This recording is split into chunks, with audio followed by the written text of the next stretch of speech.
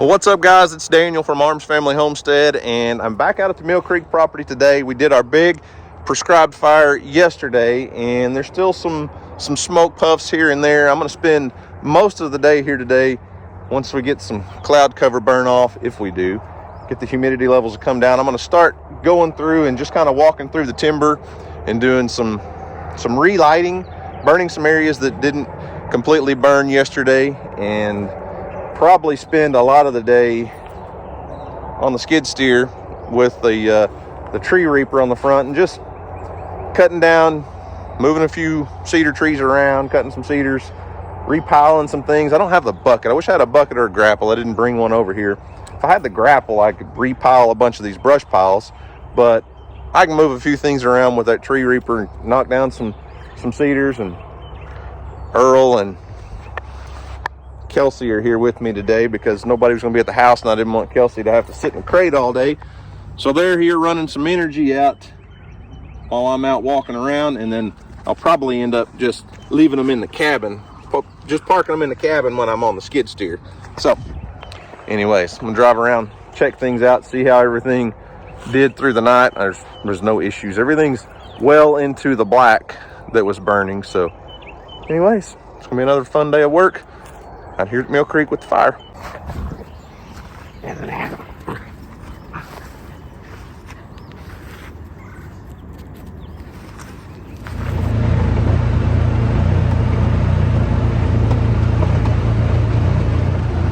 So the first thing I'm going to do this morning is drive around the entire perimeter and check and make sure we don't have any, deadfalls or big hollow trees burning that might fall across the fire line or might have fallen during the night.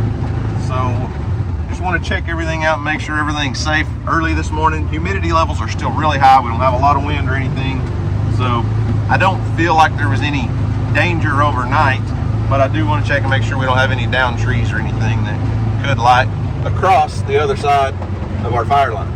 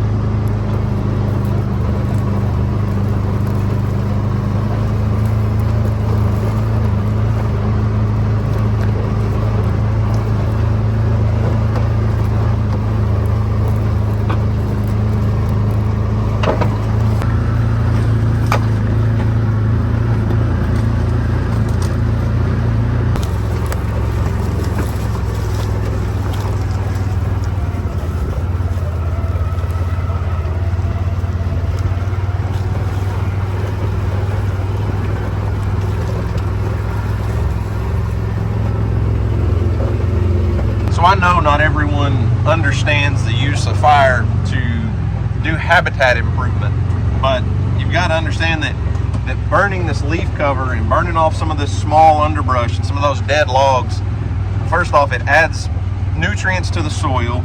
It's going to really green up around here this spring, because there's a massive seed bank in that soil out there, and a lot of those seeds are under several inches of leaves, and burning those leaves off, really the soil's still not exposed. Well, I'm not going to get off because I don't want these dogs running through the ashes and the leaves. Maybe I'll show you in a little bit.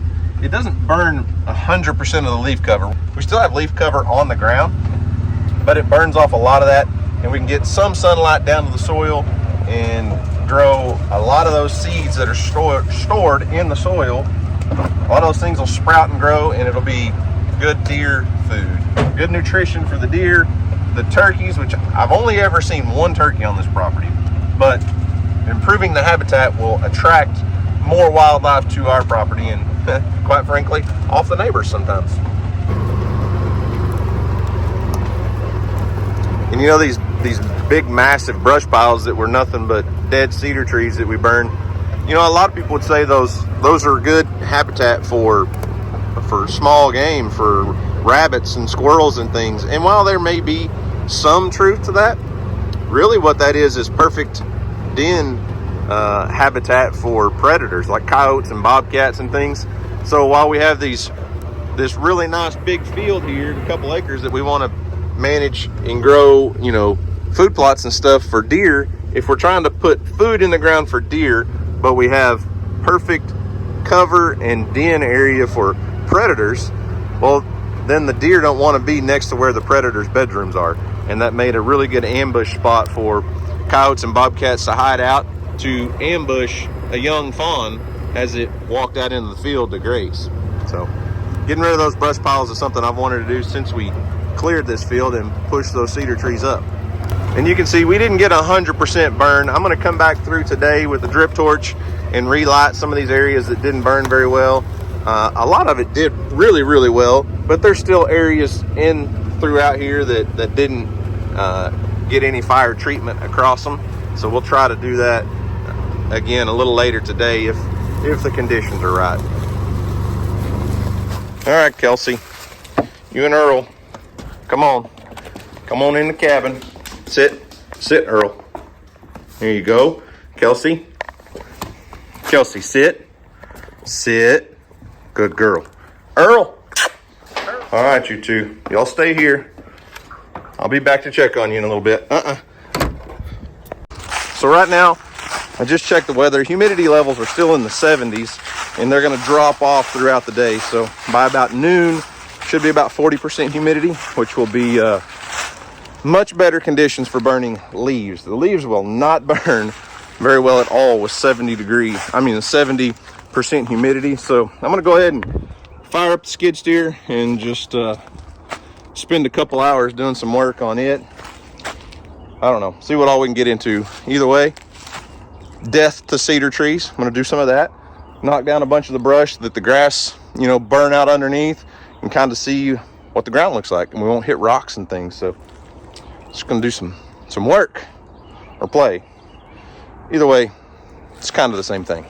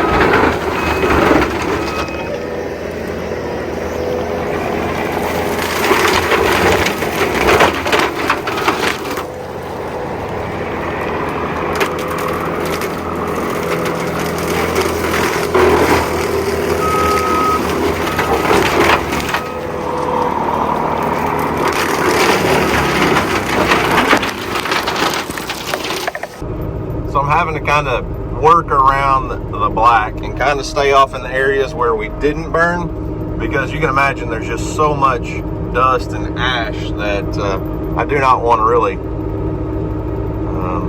suck up into the breather, to the air filter on this. But I'll show you real quick. I mean, it just makes so much ash, but we'll get so much dust, I mean, but as soon as we get one rain on this, it'll settle all that, and I can come in here and really clean up these areas. So in the meantime, I've just been working kind of, if it'll focus, probably won't, but on the fringes, working on the areas around the edges of where we burned. And either way, a dead cedar tree is a dead cedar tree, right?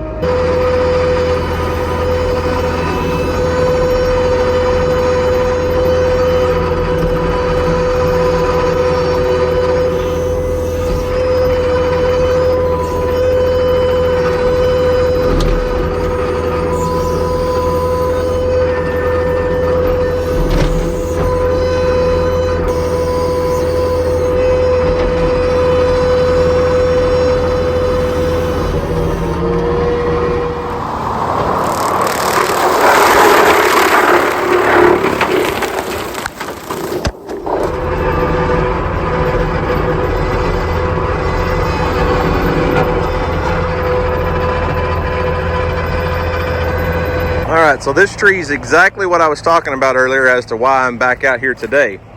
Now, fortunately, this is an interior road, so meaning we've burned all the way around. So both sides, everything's been well secured by black. So it's not going anywhere. But if this was one of our perimeter roads, one of our fire breaks, and we had a dead tree that burned and rotted, obviously, and burned, it can travel through that tree and ignite the other side of your fire line.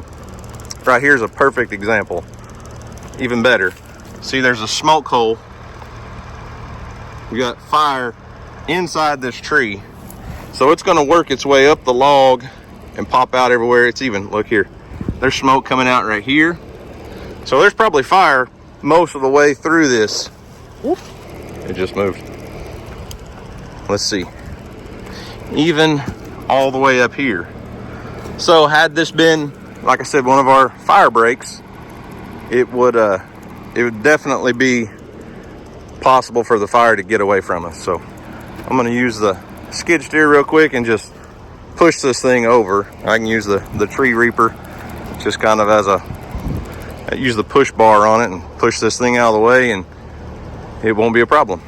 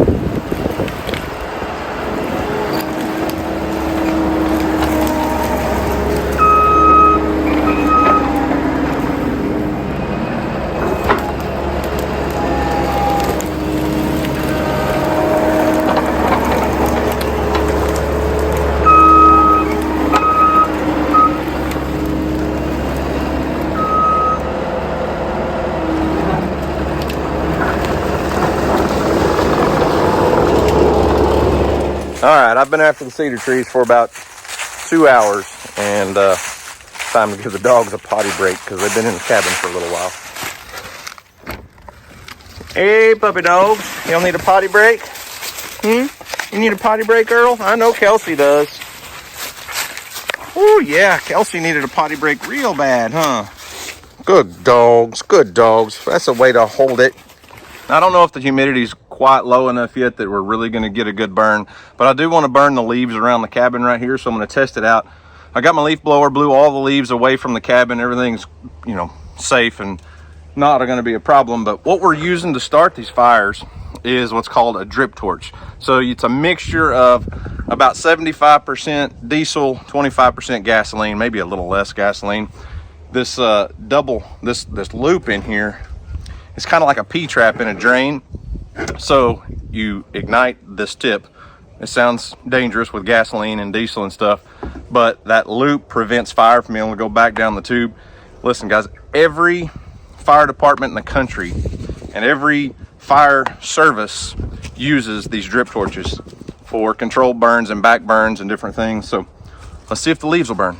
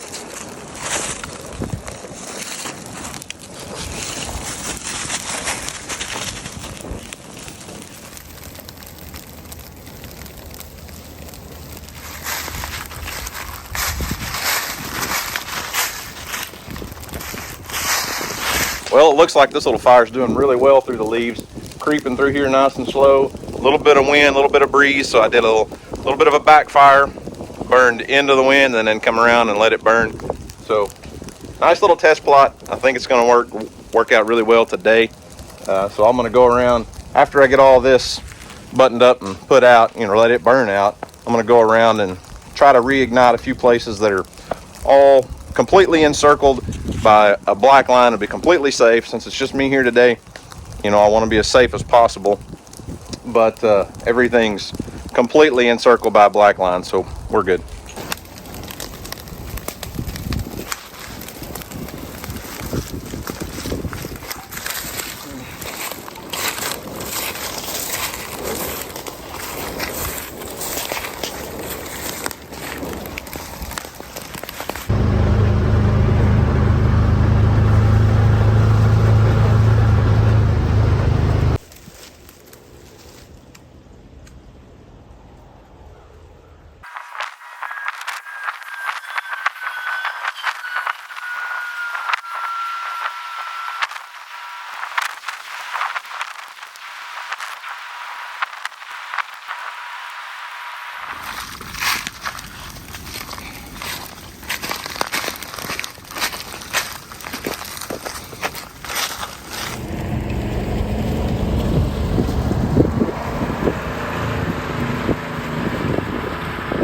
Well, folks, I think this has been the most successful 2 days, I feel like, as a landowner of these two properties that I've had since we bought the first place and the second place combined. I am blown away at the amount of progress that's been made in the last couple days. Now, there's still a long ways to go. As you can see behind me, there's still a lot of cedar trees, and one of my goals is to remove not every cedar tree, because that's not realistic, but as many cedar trees as I can from this property. In between the fire yesterday, a little bit of burning today, and about 5 hours, probably combined 5 hours on the skid steer with that tree reaper, we've eliminated hundreds of cedar trees. And there's a bunch that are scorched and will die, but I spent a good solid 5 hours on the skid steer today, and I can't say it enough. That tree reaper from Ironcraft is the best attachment I've ever used. I use it more than anything with that skid steer. And listening or the whole time I was working on the skid steer and doing my stuff, I have headphones on, and I listen to podcasts and all kinds of different speakers and stuff, and I got to listen to a Joe Rogan video today for about 45 minutes, and it was on like success and what determines success. And most people don't get out, and they don't want to go to work. They don't want to put in the work to be successful. There's like, I listened to a guy his name's Eric Thomas. He calls himself ET, but he's a very, very high energy, very strong in his Christian faith, motivational speaker, and he talks about success a lot and what it takes to be successful. And you've got to grind, you got to drive, you got to work. And you know, I look back over my career as a trooper and my career, it's funny to say that, as a YouTuber, and that's just so much different. Like the work I did as a trooper was one thing. It wasn't fulfilling in a way that what I do now is fulfilling, whether it's property maintenance or just the fact that I get to share my life and my life experiences with you guys. I don't know. There's something awesome about just getting out here and working. And it wasn't that many years ago, getting out here and working meant with a chainsaw and limb loppers. And nowadays, you know, we've had some success through social media and stuff, and we do have great partners with a lot of equipment owners or equipment companies. And you know, the skid steer I bought on my own, and I never dreamed I'd be able to do that. Never in my life, never in my wildest dreams as a trooper did I think I would have multiple properties and be able to do all this maintenance and stuff. First off, I didn't have the time to do what I'm doing here as a trooper, and second, didn't have the financial resources. And it just blows my mind. Like I've told you guys 100 times, thank you so much for supporting us. Thank you so much for following along on our life. And I know we're not out here growing tomatoes in raised beds and talking about processing goats right now. And that may have been where, you know, some of the deep roots of our channel, but things evolve, and over time, I feel like every YouTube channel has to evolve to get better. And I feel like we've evolved and made a lot of progress. Some of you think it's better, some of you think it's worse, but either way, you're watching, and I appreciate it. So I'm going to round the dogs up, got to go load everything up and head to the house, because we got to load up and go watch some basketball tonight. So guys, remember, do something today to make somebody smile, because you never know, it just might change the world. So guys, thanks for watching. I hope you enjoyed it. You guys have a great day, and as always, we'll see you on the next video. Come on, dogs. Come on, load up. Y'all ready? Kelsey, come on. Here, Kelsey. Come on, Earl, get up here. Time to go to the house.